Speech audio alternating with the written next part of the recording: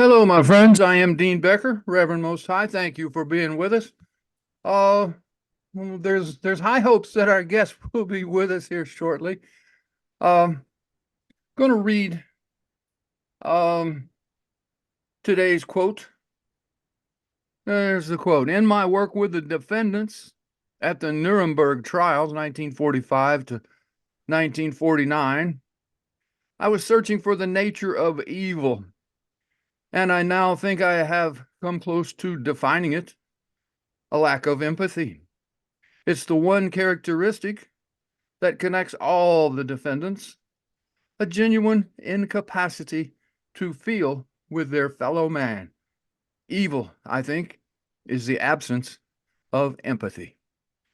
That quote comes to us from Captain G.M. Gilbert, the Army psychologist assigned to watching the defendants at the Nuremberg trials.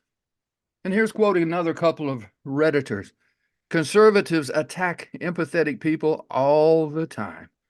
They invent new slurs just for empathy every 15 years or so, like politically correct, or bleeding heart, or woke, etc. Restricted or non-existent empathy is a prerequisite for conservative ideology. The entire conservative ethos, everything they say and do, is completely consistent when your starting point is no empathy. The bad part is that a lack of fundamental empathy is a somewhat innate quality established in your first few years. Very hard to acquire later in life, so a lot of conservatives are beyond redemption. Empathy. It's what we're lacking in this world. That's what I think a lot of criminal justice is lacking. It's all just a big blanket thrown over people, poor people especially. All right, I think we got our situation in order now.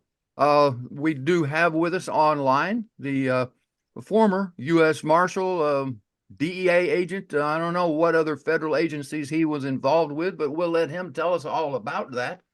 I want to go ahead and welcome our guest, Dr. Matthew Fogg. How you doing, Matthew? Hey, Dean, good to be on your show, man. Well, good to hear your voice, sir. It really All is. right, buddy. Yeah. Um, Now, I was telling the folks a little bit about the Congress Against Racism and Corruption in Law Enforcement, but fill them in on that situation, would you please? Okay, well, the CARCO, Congress Against Racism and Corruption in Law Enforcement, came about when I won my lawsuit in 1998 in federal court for racism and discrimination in the Marshals Service. Matter of fact, the poster right behind me, Bigots with Badges, was the front page of the New York Post. And I've got a website up for your audience if they want to go, bigotswithbadges.com. Okay. But that tells the whole story. But bottom line was it involved promotions, it involved disciplinary actions, terminations, all that type of stuff, employment issues. And when you file a complaint, it mushrooms. So basically, and I was a former EEO counselor and investigator. So thank goodness, because I wasn't intimidated filing a complaint, or I understood the process. So I filed a lawsuit, filed a complaint, and then ultimately filed it in federal court. Ultimately had a trial. The jury awarded me $4 million, found the U.S. Marshals Service to be a racial hostile environment for all African-American deputy U.S. Marshals, and found that I would have been reached the grade of GS-15 chief deputy at that time. Then that process started, the process of basically appeals. And then, excuse me, appeals started, and then the process went on for 10 years, man. So you got to understand, being a U.S. Marshal, we are supervised, managed by the U.S. Department of Justice. So you're talking about the Justice Integrity Agency having racism inside of it, where they're supposed to be the ones that go in and hold other agencies and people accountable for violating folks' civil rights. When you file a discrimination complaint, what I filed, that's civil rights. So bottom line, they were found guilty, and then it took them 10 years to even accept that and pay me. Now they didn't pay me the $4 million because there's this weird cap in federal cases where it says when you have a jury trial, the maximum you get for compensatory damage is $300,000. A lot of people don't know that. They're thinking they see this $4 million thing in the judgment order from the judge, and they think, man, this guy got $4 million. Wow, he really stung him. No, man, they reduced that mess to $4 million. Now, we challenged it because what we did was, the attorneys, we challenged it because we said there were at least 14 claims within the complaint that I filed. So we said it should have been $300,000 for each one of the juries said that I had been violated. Of course, didn't see it that way. They saw it as you bring your case in court, you got $300,000. So we really probably should just separated it out. Might have gotten more. But bottom line is one that in the meantime, I filed a class action lawsuit saying all the other African Americans was involved in the same similarly situated situation. So I filed that in 94, and that's what's going on right now in the class action. We're in the process of working that through. And there's been some serious turns in that. But what I've showed all along is that if you got bigots with badges in the U.S. Department of Justice and in law enforcement, and we're complaining how they're treating us internally, we always look at how that affects our goods and services on the street. Sure. And certainly these same racist bigots with badges are going to affect the people who we go out and lock up, who we target, our drag-in operations, all those types of things are the things that reason why CARCO came about, why I decided to form this organization to address those issues with other law enforcement, other people, social justice groups, coming together to say, this is real. And this targeting, racial profiling, all the things that we see over and over, George Floyd, everything comes out of that whole sort of paradigm of, justice delayed, justice denied. You're not going to get justice if you're Black in the system. Mm-hmm. Well, that's for sure. You and I talked, I guess, a couple of weeks back, and I was talking about how in my youth, I was a fairly radical guy. I went to jail many times. And while in those jails, I met a lot of young Black men who were in there for even less drug charges than I was, and perhaps none at all. That's right. And it brought forth to me, I think, the beginnings of why I do what I do now, because I began to learn that it wasn't just me being a stupid white guy with long hair, because it was the long hair that got us pulled over back then and searched and arrested. But the point I guess I'm getting at is that it's everywhere. This lack of understanding of our United States Constitution and what these law enforcement officers are allowed to do out there, not just what they can get away with, but what they're supposed to be able to get away with. And that just seems to be going further off the rails the longer this drug war goes on. Your response to that, Dr. Fogg? Well, what we learned, and if we want to look at it from a racial perspective, Black people in America have never been given. I mean, we weren't even given reparations. We just set free and said, "Go your way." After we had been lynched, murdered, raped, you name it. Everything that happened to us. And these are crimes that, have no extension on them when you talk about murder and certain things like that. So that's where the reparations come from. Then you got to realize people don't understand the history, but when Lincoln was still the president, when Blacks were free, and he actually the Union sent money to the South, making sure these people had money, land, everything, property, because he knew, he said, look, you just turn these people loose, where they're going to go, what they're going to do.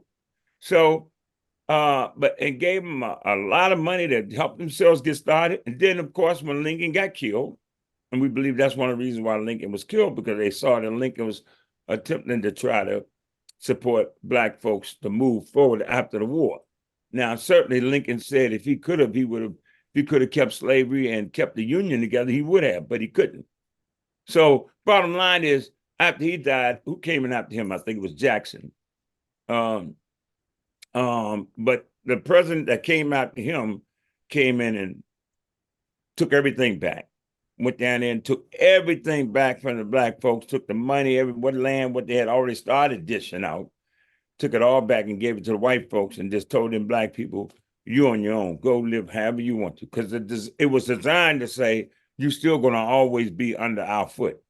You will always be under our knee, and you won't be able to catch up in the generational wealth. So what happens is, when any programs you start in America, like of course the drug war, but anything you do, when President Clinton and them signed off on this omnibus crime control bill, it was, we're gonna be hard on crime. It was really the underlining message was we're gonna be hard on black people. Yep. Because you see, you go out there and you go after the weakest link. And all law enforcement, including us and everybody, we out there doing our job in the war on drugs. But it was all about putting people that look like me in those jails. And bottom line was, everybody was in on it.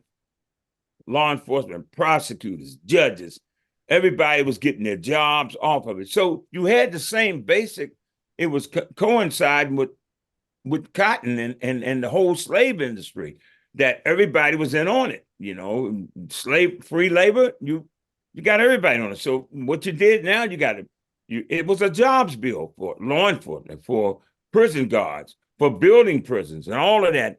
That's what really it was. It was a build, it was an orchestrated effort to keep blacks basically under the foot of the system. Well, and Matthew, you got to also realize that since this time from Clinton going forward through all the other presidents and attorneys general and escalation of the drug war, and we're going to get tougher, and we're going to stop the cartels and the gangs, it's just gotten worse. There is nothing better, not even close to better. It is all worse. And yet they keep increasing the budgets for these agencies. The DEA now gets $3.2 billion a year, and they're miserable failures. Right.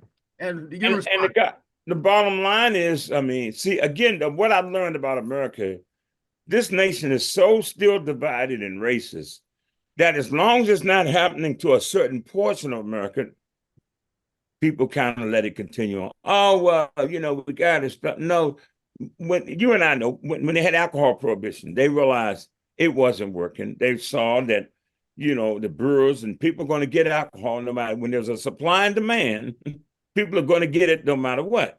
So if you're going to get it either legal or you regulate it, but they're going to get it.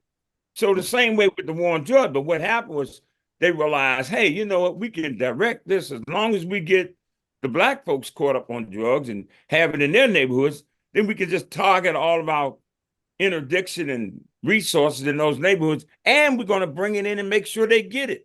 There are a lot of reports, CIA and Dope Inc. and all that, where our government people was making sure it was saturated into areas, urban areas, and, people where people of color were. And most folks don't want to face the truth in that regard. It was Reagan who was shipping missiles to Iran and drugs from Nicaragua to Los Angeles to Freeway Ricky Ross. It's all known and obvious, and yet they pretend that somehow they had nothing to do with that.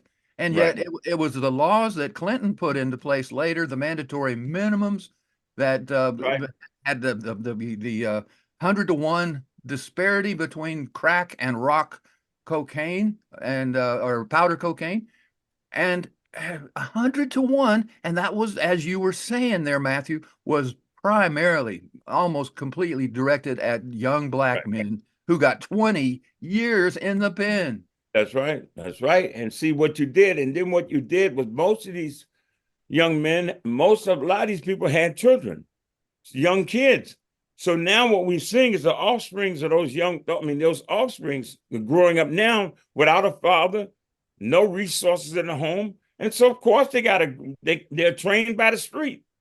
And then you got the drugs out there, and that's your only mechanism of basically providing for your family, the resource you got, and then you're open to us, law enforcement, to come in and get you.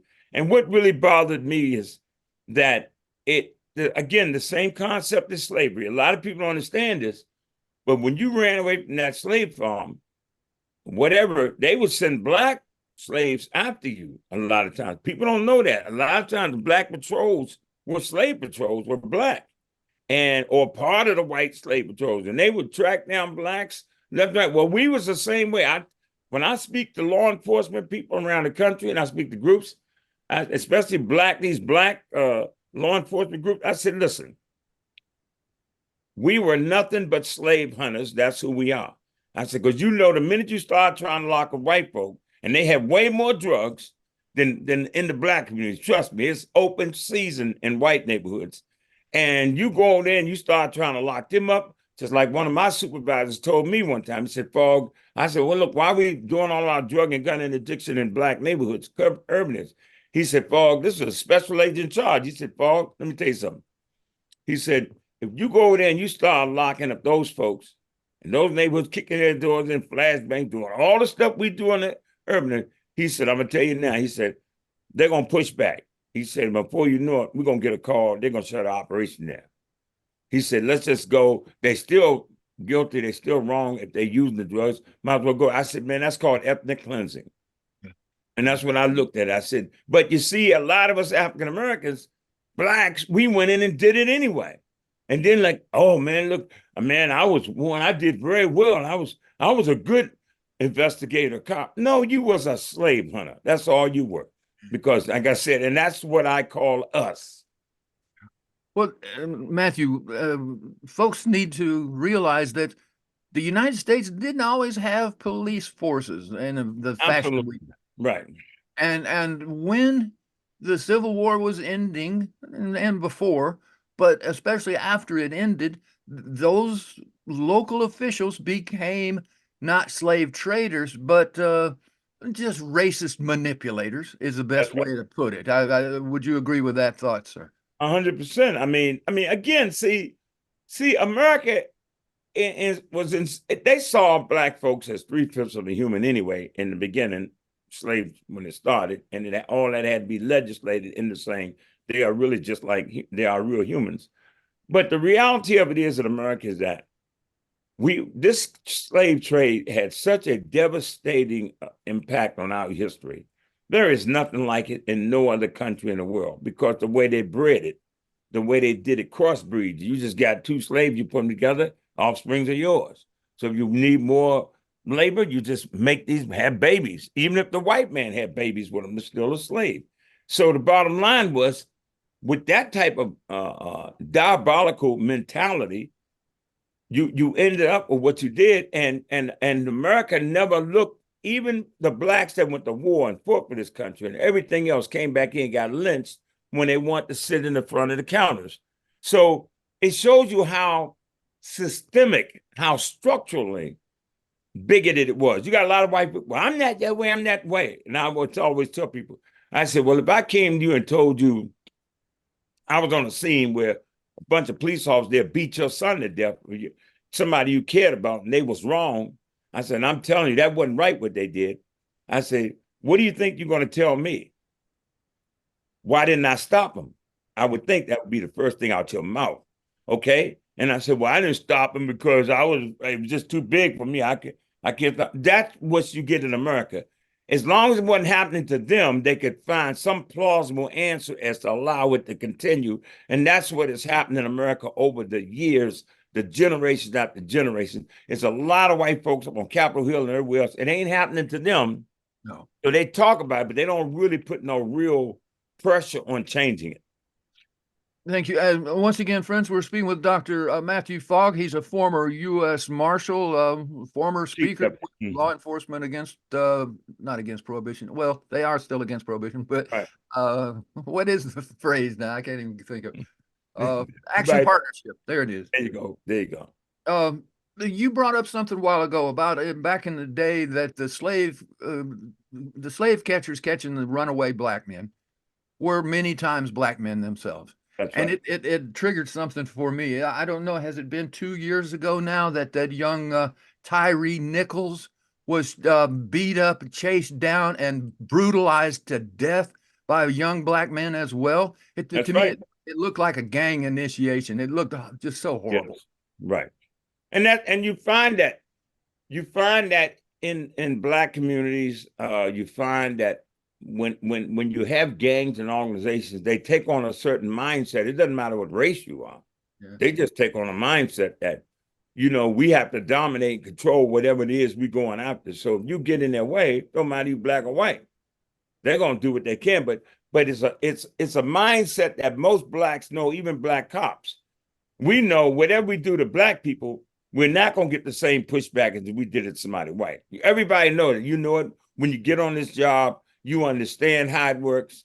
And if you really want to get your numbers up or you want to get out there and kind of express yourself, you can go do something in Black neighborhoods. You better not go in a white neighborhood and do it.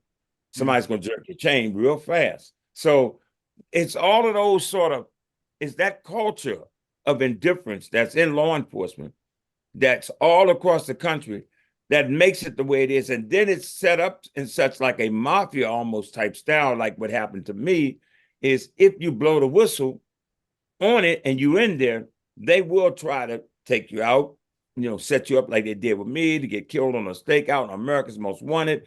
All the stuff they killed my Black partner, I believe out in New York, somebody ran his car off the road, broke his neck. I believe it was, we had all filed complaints and we went up on Capitol Hill and testified. And right after that, he got killed. And the white guy that was with us, who holding up the rat, Steve Zanowitz, we talk all the time. So it's a constant war. And then when you think, even with this lawsuit, I watch the pushback I get. They ready to settle something for $15 million. And you got 30 years now. This complaint was filed in 1994. 30 years, and now they're saying the claimant pool is potentially 10,000 people. And we got these attorneys ready to sell it down the drain for $15 million.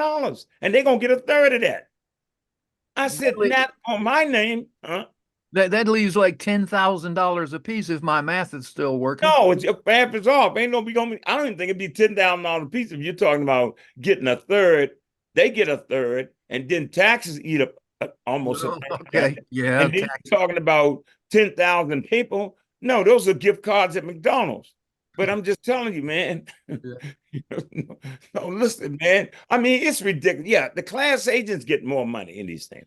But the reality of it, man, is that it makes no sense that as people of color, we can't trust the system. I don't mean just saying, hey, saying it. Officially, we cannot trust the system. Anytime somebody says a complaint has been in the hopper for 30 years now, we've been litigating this thing for 30 whole years. Come on, that's a lifetime for a lot of people. It was my whole career. I talk about it in my book when it comes out. I said, brother, I was looking both ways. I said, and I was more concerned about those behind me than those in front of me. Now, that's a heck of a career. That's a hell of a situation to be in every day of your working life. You know it. Right.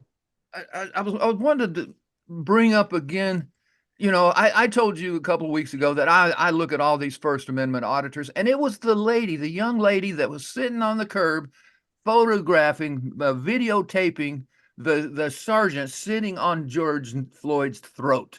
Right. She got a Pulitzer Prize for that, and that I didn't know that. Yeah. That sped me into, well, let's see what these guys are doing out there, these First Amendment auditors, because and I have, I'm sure, looked at thousands of them by now, and it's horrible the things these cops do. And you mentioned 10,000 or less maybe for each of your agents, etc. Many of these people get beat up, brutalized by the cops for 15 minutes, taken to jail overnight, and they get $200,000 for their civil rights violation for just the one instance. And you guys have had this for a lifetime, and they're wanting to give you piddling amounts. I just had to say that. That's right. No doubt about it, Dean. And the reality of it is, I'm holding the Justice Department accountable. I'm like, you are the United States Department of Justice, the Justice Integrity Agency. And you've got all this racism, and all you got to do is go to my website and see. I got documentation all over the site, going to Congress, speaking, letters, everything, man. So it is well publicized. It's known now. Now that it's in federal court, I got to get it publicized more, because this week I filed it myself in federal court, and I'm going to have to get attorneys to help me out with this thing. But I at least put it in federal court because I saw the administrative process of the EOC just wasn't working. I mean, that should be obvious to anybody when you say something was there 30 years. Something wasn't working right. And so I always thought there was a chance we would fix it and move on. And, you know, at least have some serious deliberations about what needs to change in the U.S. Marshal's Office. And we can use that same model to change police departments around the country. That was my goal. Yeah. How do we change? If we can, because it's the same, is that paradigm reacts the same in all law enforcement, not just the U.S. Marshals, FBI, Secret Service, local PDs. Everywhere you go, it's the same sort of what we call command and control environment that allows you to get away with murder, literally, when you got this type of authority with a badge. And if nobody's holding you accountable, it's just a tip. Look, George Floyd was a tip of the iceberg. Sure. The rest you didn't see. And the only reason why it was on camera, hadn't been camera, George Floyd, they would have justified it. And the other piece I say, you're talking about whistleblowers. If one of them cops had jumped up there and said, man, wait a minute, that's too much, and pushed that officer off, that sergeant, whatever you would, pushed him off, George Floyd, and let's say George Floyd would have survived, they would have brought that officer up on charges for interfering with a police officer in the forms of his duties. Yeah. That's what they would have done. So that's the type of system you're in. And almost have to wait first before somebody gets killed before you complain. If you're in law enforcement, you got to wait till somebody gets beat to death. If they just get falsely charged and put in jail and all that, that's free game. Yeah. But if they really make a real boo-boo, then if you complain, then somebody may look into it, like what happened down there in Louisiana and those guys beating up the blacks, beating up black. And yes, black cops get in on it too. Black cops a lot of times are on the scene when some black person is being brutalized by other cops. But they know if they open their mouth, they know if they open their mouth, their career is destroyed, and they may get charged. They may find crimes that they set them up. That's what happens in these jobs. Oh, and it's just so, I mean, I see these situations, and I don't know. I look at enough of these to know that it is mostly black people they do this to. Right. There was this one young, a mother of two young girls, a black woman. Right. Waiting outside of a McDonald's or a Shipley's Donut or something like that. Right. And they'd been driving all night, and the cop comes up and says, show me your ID. And the woman says, well, what did I do that I'd have to, I'm just going to get donuts. And the man forces them out of the car, lays them on the ground, handcuffs them for no reason. No reason. And thank God these people, after a couple of years, and this is something else I want to talk about, but after a couple of years, they got, I think it was $2 million for. They white or black? They were black, yes, sir. Okay. A young mother and her two, one girl was going to college or to apply to college. But they eventually did get some compensation. Wonderful. They deserved it. And I guess what I'm wanting to say is that so much of law enforcement, say you're a cop standing on the corner and I'm just a guy walks up and bumps into you and you go, hey, what are you doing? And maybe we argue and you let's put the cuffs on you because you have that right and you can take me to jail. But if you're the cop and you bump into me and I say, what are you doing? You hack me off. That's not right. Apologize. And you push me again or something. Well, maybe it's video recorded. Maybe somebody captured that, but I don't have the means to put it to easy use. Or maybe you, the cop, had a video going and I want to get your videotape. It's going to take months, if not years, to get that tape. And then I would have to take you to trial and then convict you before they could even put those cuffs on you and take you to jail, so to speak. This is all. Right, I understand. But you follow me there, sir. And that is not the American way. Your response, please. Well, yeah, it is the American way. That's the whole point I want to make. I mean, that is exactly the American way. That's the way it has always been. And what we're trying to figure out is how do we break away from the American way? And then when we start hearing people say, let's take back America, it's like we want to go back. Like, put yourself in my shoes. I wouldn't want to go back to that, what America used to be. I want to get as far away from that as I can. But I'm finding that, that's the proverbial wheel. It keeps going back around. Everything you do, you fight racism, discrimination in your department. You're thinking you're making a difference. And what I find out, this is like germ warfare. Just as you come up with an antidote, that germ will learn to mutate around it. And before you know it, you got a worse strand. So this is the type of stuff that we're dealing with in law enforcement and corruption. And when you got, and I'm in a way, I'm glad this is happening in the United States Department of Justice, because it's telling everybody, if you got the lead law enforcement organization in the world, the United States, and the Justice Integrity Agency, full of bigots with badges, racism running rampant, and then you got a black director who goes up on Capitol Hill just a month ago in the month, look, in Black History Month, he's up there testifying about security and court security and all that, and national security with the U.S. Marshals, and telling Congress, they asked him, well, do you need more money for this and courthouses and security and everything?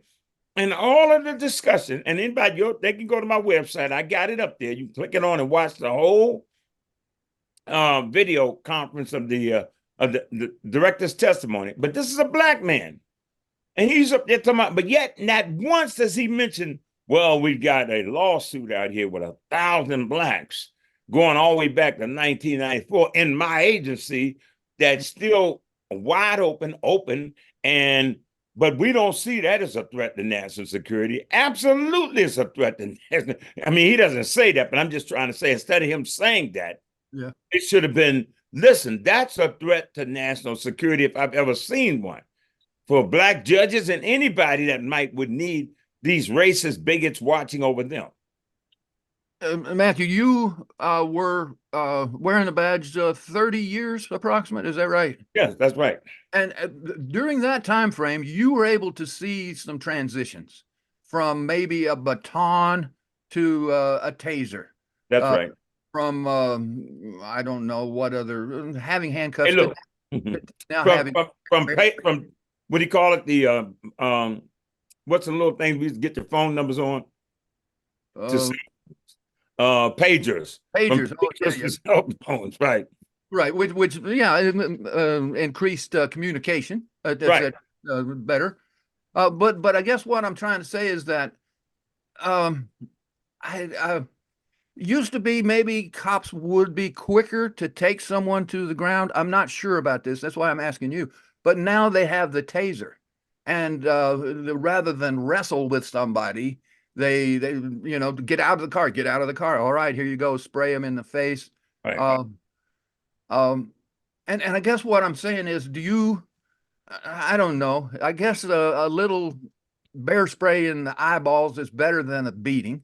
But let me tell you something, man. That's some horrible stuff. You get sprayed. I don't know if you ever been sprayed in your face with that mace, and that's man. Let me tell you something. The burning in the heart. You're thinking your life is coming to an end. You can't breathe. It gets down in your throat. Yeah. Oh, they just killed a guy somewhere where I read where the police tased him to death. Sure. I mean, how do you tase somebody to death? You tase them till they, the stuff, they don't get no real oxygen. It completely kills them. I mean, it locks up their lungs and kill them. Well, these are all devices that we use that are supposed to be mechanisms for what we call lethal force, less than lethal force. But you can take anything and make a lethal force. You can take a thumbtack if you have enough time with it. So I'm just saying this. What we're really looking at though is the mindset of the officers.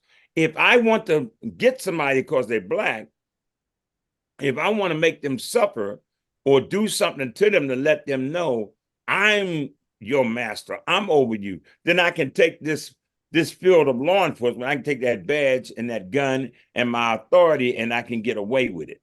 So that's what we're saying is, and the system doesn't try to say, well, you know what, since we know this is the type of thing that's in law enforcement, because the FBI put out a report. There are a lot of right-wing people in law enforcement.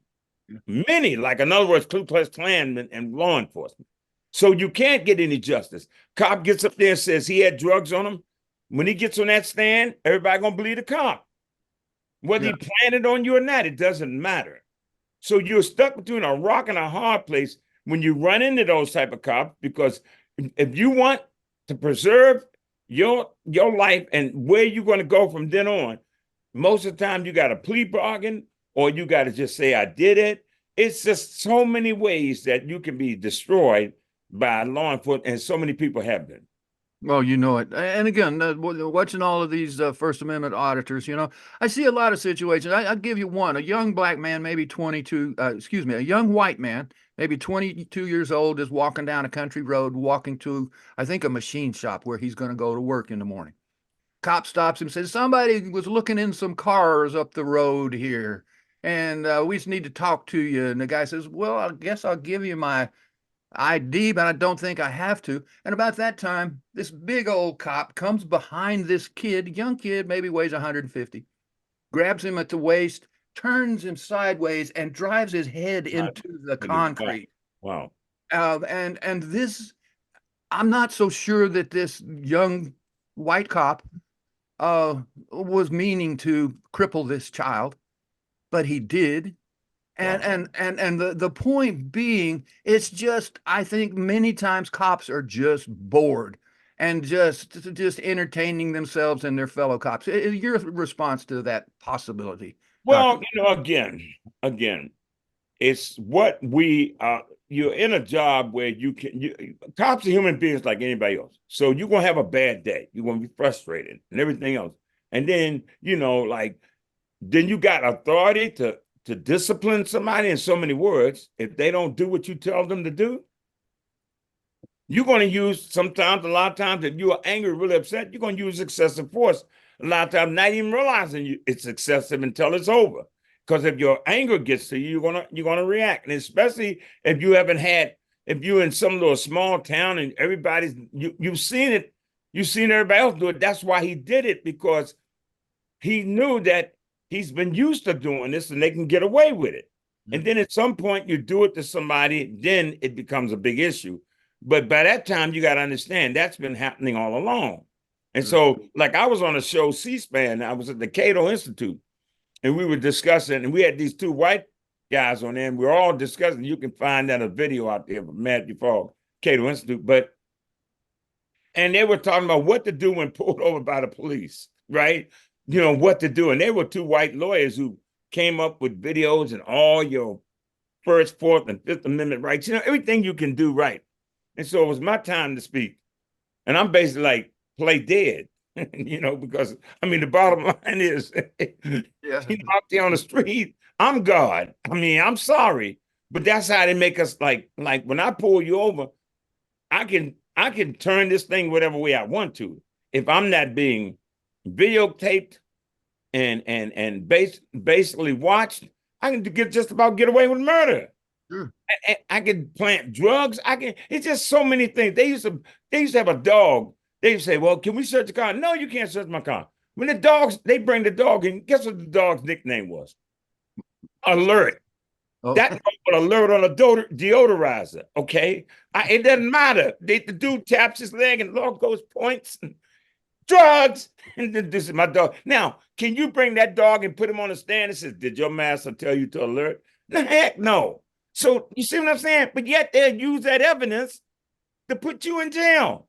It's unfeathered what you can get away with. And that's what has happened over the years. And that's why when we look at a prison industrial complex and we see the numbers of African Americans where our percentage is only about 12% of the country, but yet we make up 80% of the people in prison for the drug arrest. And it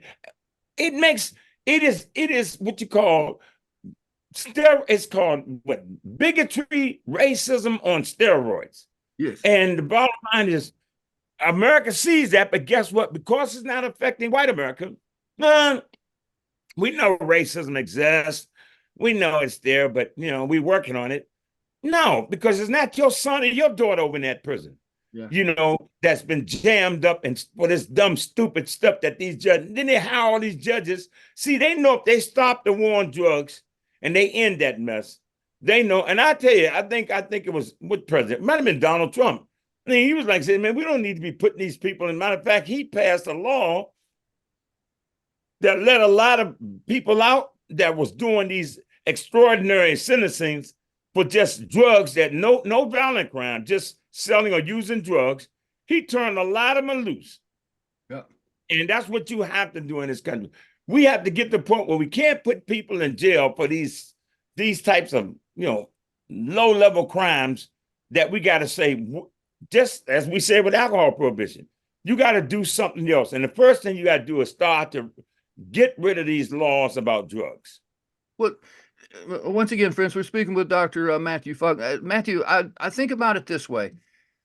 The amount of drugs that goes from a misdemeanor to a felony is nothing, really. It's saying that you got grams over here and you got ounces, minimum ounces over there. Right. And the fact is that is less than 1% of 1% of 1% of what they make in Colombia or wherever. Right. It has no bearing on the rest of the marketplace out there.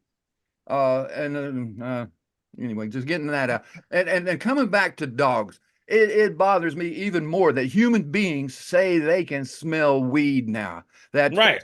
The truth be told, it could be hemp. They have no idea, and hemp is legal as pie. Right. And weed is now. Mm-hmm.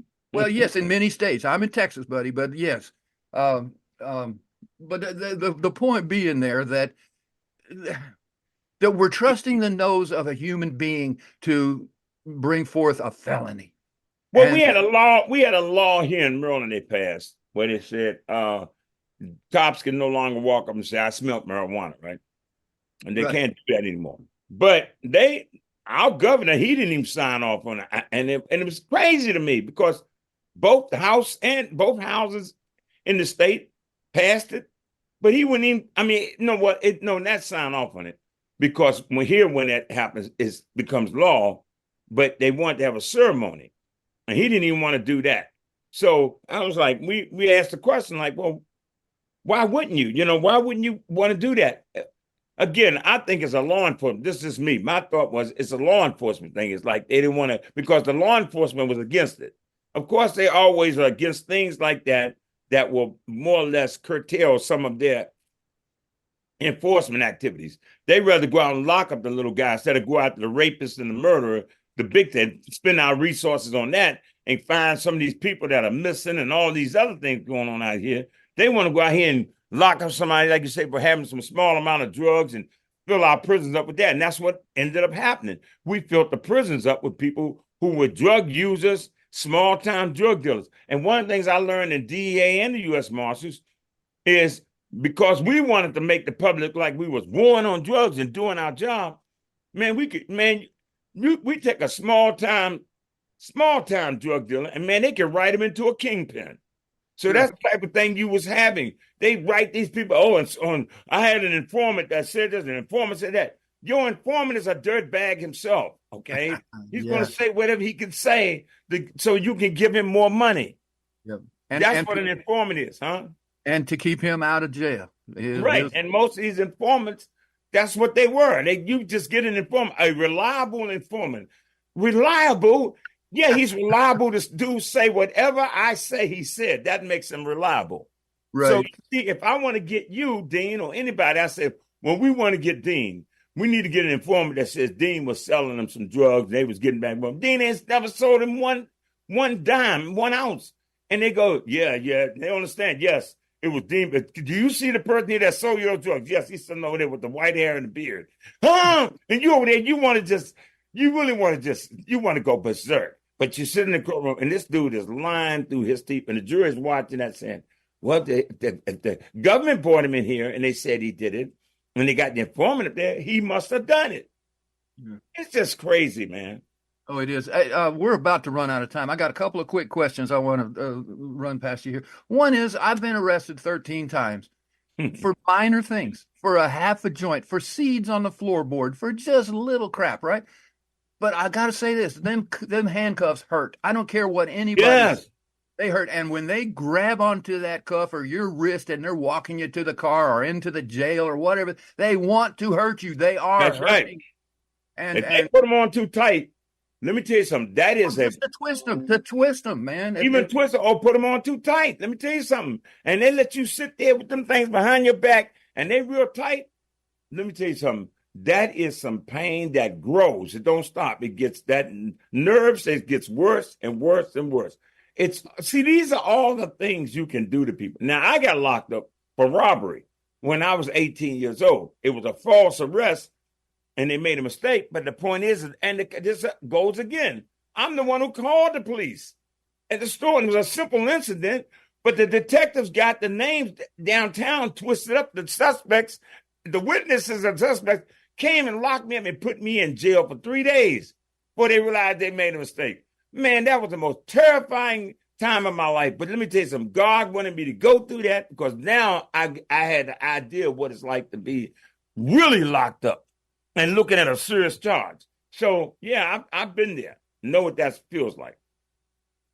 There are other things that, the cops want respect. They want you to say, yes, sir, no, sir. Yes, sergeant. Don't call me officer. Call me sergeant or lieutenant. They want that respect for the job they do. And I was a cop for a while. It is a good job when done properly, deserving of respect. But so many times these cops will do things undeserving of respect and still demand that respect. Try to hassle you and just give you a hard time. And then you give them a hard time back, and suddenly they want to put cuffs on you. They maybe want to take you to the ground and spray you a little bit, right? And it's just the lack of respect is what triggers many of these cops. Would you respond to that thought, sir? Yeah. I mean, yes. I mean, being in law enforcement, I'm sure you want respect, but the reality of it is that you learn from the academy on that everybody's not going to respect you as a cop, but they got to do what you tell them to do. They have to follow, a lawful order by a law enforcement. So if you think respect, I see a cops have been very nasty to people and treat them in ways. And again, this is where we talk about race. A lot of this stuff is simply because they don't like the individual they're dealing with. Okay. So if they run into that person, they're going to show a whole lot more. That cop is going to show a lot of disrespect to that person. So the reality is, when you look at race with everything in law enforcement, that's the reason why we are where we are today in this paradigm of policing. It was never law enforcement, like say, was set up really for black slaves, for black people. After they freed the slaves and they said, we got to protect our property. White folks said, we got to, because these folks don't have nothing. We use them, abuse them for hundreds of years, and we let them go, and they don't have nothing to eat. They might come and take it from us. So we got to now build police forces. So that's the reason why police forces came into play. And so again, it all is the underlining factor of race, and that's why with this complaint that I filed and bigots with badges and the whole thing in my book is going to be bigots with badges, and I make the history, and there's so much has happened here that I show. You know what? I tried, and every step I tried, the bigots would still somehow figure out a way. The bigots with the shirts and the ties on and looking like they're professionals. But like I said, you're complicit, and when you're complicit in operations that you know that your people are doing, you are just as much a bigot as the ones who are known to be bigots. Yeah. Well, I tell you what, I do want to thank you for joining us today. We've been speaking with Dr. Matthew Fogg, former U.S. Marshal, man of great integrity and a man of great commitment to the topic of justice. And I thank you for being with us. Yes, indeed, brother. Thank you for your audience, and tell them to go to my YouTube channel, Matthew Fogg. Tell them to check out my website, bigotswithbadges.com, and tell them they want to email me at usmarshal.fogg@gmail.com. usmarshal with one L, .fogg@gmail.com. And that Fogg's with 2 G's, by the way. Fogg with 2 G's. I got to remind you once again that because of prohibition, you don't know what's in that bag. So I urge you to please be careful and always remember that euphoria is a blessing, not a crime. As the Reverend Most enforcement activities. They rather go out and lock up the little guy instead of go after the rapist and the murderer, the big thing, spend our resources on that and find some of these people that are missing and all these other things going on out here. They want to go out here and lock up somebody, like you say, for having some small amount of drugs and fill our prisons up with that. And that's what ended up happening. We filled the prisons up with people who were drug users, small-time drug dealers. And one of the things I learned in DEA and the U.S. Marshals is because we wanted to make the public like we was warring on drugs and doing our job, man, we take a small-time drug dealer, and, man, they can write him into a kingpin. So that's the type of thing you was having. They write these people, I had an informant that said this, an informant said that. Your informant is a dirtbag himself, okay? He's going to say whatever he can say so you can give him more money. Yep. That's what an informant is, huh? And to keep him out of jail. And most of these informants, that's what they were. You just get an informant, a reliable informant. Reliable, yeah, he's reliable to say whatever I say he said. That makes him reliable. Right. So, see, if I want to get you, Dean, or anybody, I say, when we want to get Dean, we need to get an informant that says Dean was selling them some drugs. They was getting back. Dean has never sold him one dime, 1 ounce. And they go, yeah. They understand, yes, it was Dean. But do you see the person here that sold your drugs? Yes, he's sitting over there with the white hair and the beard. Huh? And you over there, you want to go berserk. But you sit in the courtroom, and this dude is lying through his teeth, and the jury is watching that saying, well, the government brought him in here, and they said he did it. When they got the informant up there, he must have done it. Yeah. It's just crazy, man.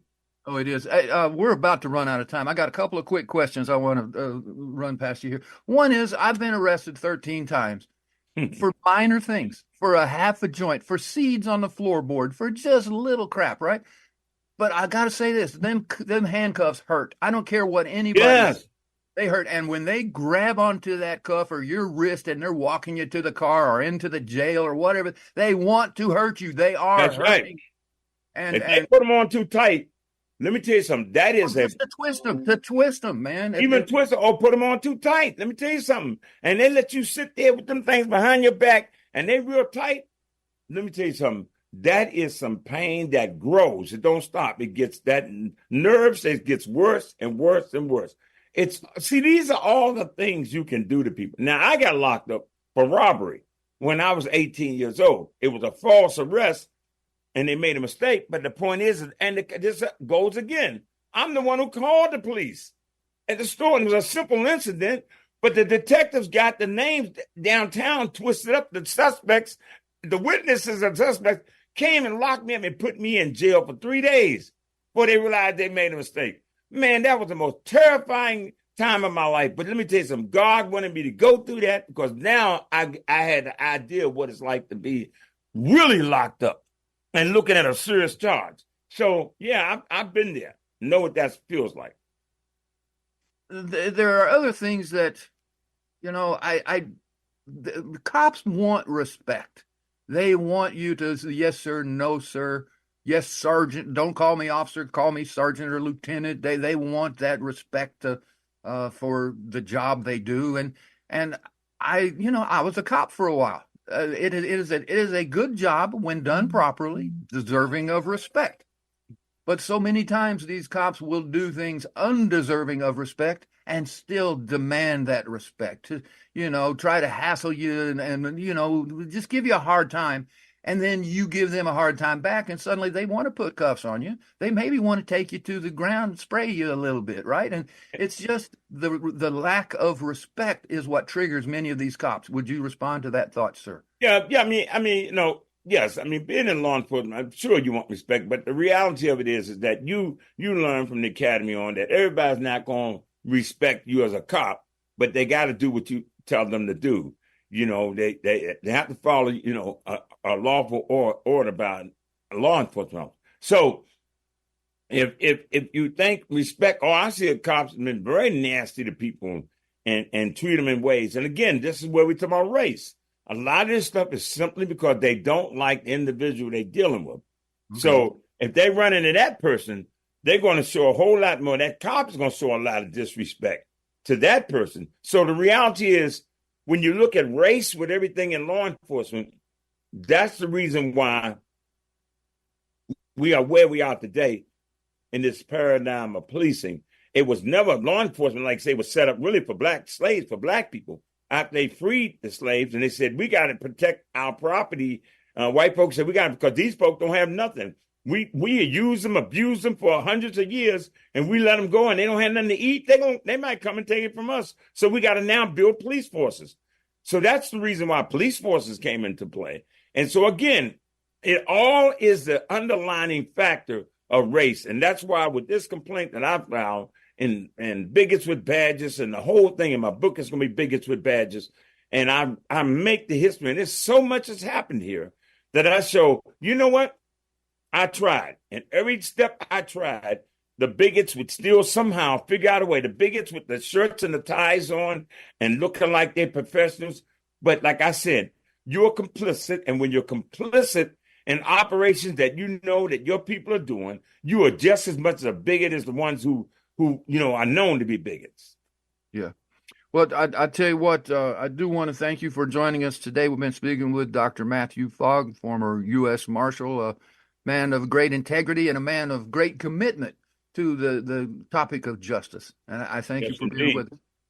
Yes, indeed, brother. Thank you for your audience, and tell them to go to my YouTube channel, Matthew Fogg. Tell them to check out my website, bigotswithbadges.com, and tell them they want to email me at usmarshal.fogg@gmail.com. usmarshal with one L, .fogg@gmail.com. And that Fogg's with 2 G's, by the way. Fogg with 2 G's. I got to remind you once again that because of prohibition, you don't know what's in that bag. So I urge you to please be careful and always remember that euphoria is a blessing, not a crime. As the Reverend Most High, I consider it my job to teach you, the choir, to sing solos. We bring you the complete, unvarnished truth about the drug war and find there is no one in law enforcement willing, daring to attempt to refute what we present here. Please help to expose the abomination of this drug war. Until next time, this is Dean Becker, the Reverend Most High, claiming the moral high ground.